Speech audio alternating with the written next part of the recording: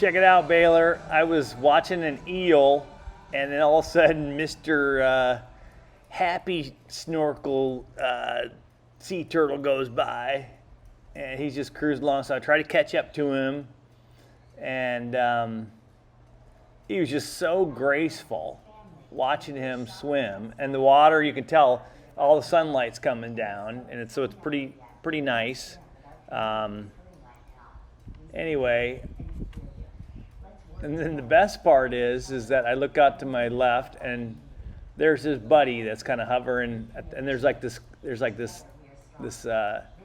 reef edge that just falls way off, and that guy's just hanging, watching, and his big buddy comes along. He just keeps cruising on by, and so since this guy was kind of like hanging out, waiting around, I thought instead of trying to go catch the big guy and keep swimming further to the north out of Ulua, I just kind of hang here.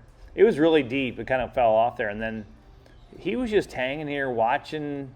I don't know, looking for food. I don't know, but anyway, it was great. It was a great morning. Great story. There's nobody out here, and there's tons of fish. Aloha.